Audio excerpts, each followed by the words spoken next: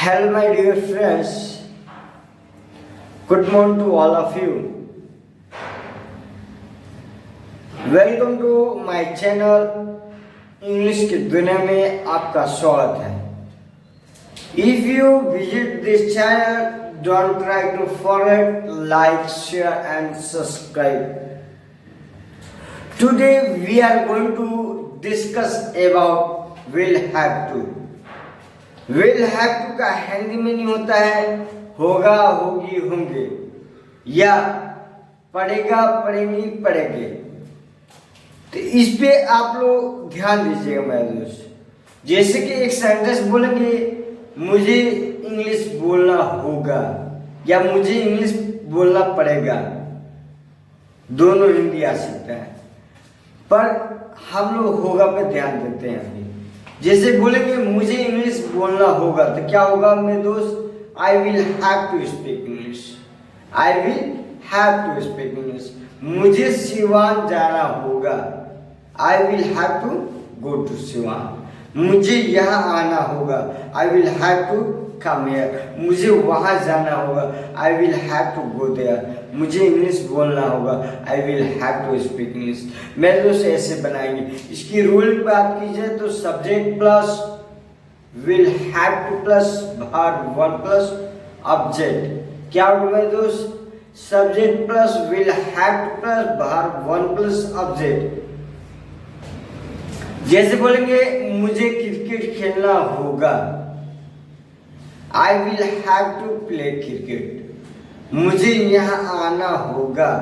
I will have to come here. मुझे वहाँ जाना होगा. I will have to go there. मुझे इंग्लिश पढ़ाना होगा. I will have to teach English. कोई भी काम करना होगा उस पर यूज करें मेरे दोस्त. मुझे आशा है कि आपको समझ में आ गया होगा. चलिए अब हम लोग निगेटिव की तरफ चलते हैं और निगेटिव सीखते हैं. जैसे बोलेंगे मुझे इंग्लिश नहीं बोलना होगा. I will not have to speak English. क्या होगा मेरे दोस्त? I will not have to speak English. मुझे यहाँ नहीं आना होगा. I will not have to come here. मुझे वहाँ नहीं जाना होगा. I will not have to go there. इसकी रूल की बात की जाए तो subject plus will plus not plus have to plus verb one plus object. यदि आपको रूल समझ में है तो आप हजारों के तादाद में सेंटेंस बनाएंगे. सिर्फ रूल पे फोकस करें और बोलने पर फोकस करें. ठीक है मेरे दोस्त. चलिए जैसे बोलेंगे मुझे क्रिकेट नहीं खेलना होगा. मुझे क्रिकेट नहीं खेलना होगा तो क्या होगा मेरे दोस्त? I will not have to play cricket. मुझे यहाँ नहीं आना होगा. I will not have to come here. मुझे वहाँ नहीं जाना होगा. I will not have to go there. इस तरह से मेरे दोस्त बनाएंगे. मुझे आशा है कि आपको समझ में आएगा नेगेटिव. अब हम लोग चलते हैं इंट्रोगेटिव की तरफ. जैसे बोलेंगे क्या आपको इंग्लिश बोलना होगा? Will you have to speak English. क्या आपको यहाँ आना होगा? Will you have to come here. क्या आपको वहाँ जाना होगा? Will you have to go there. मुझे इंग्लिश बोलना होगा. I will have to speak English. मुझे इंग्लिश नहीं बोलना होगा.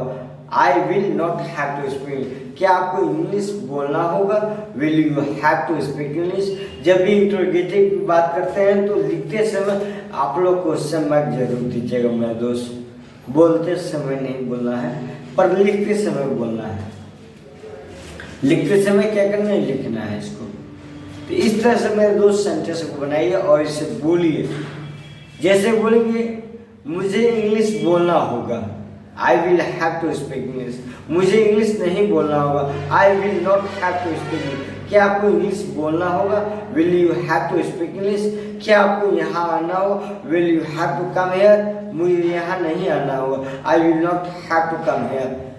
मुझे आना होगा. I will have to come here. इस तरह से मेरे लोग बनाएंगे. पॉजिटिव और नेगेटिव इंट्रोगेटिव तीनों को साथ में लेकर आप बोलिए, सेंटेंस बनाइए.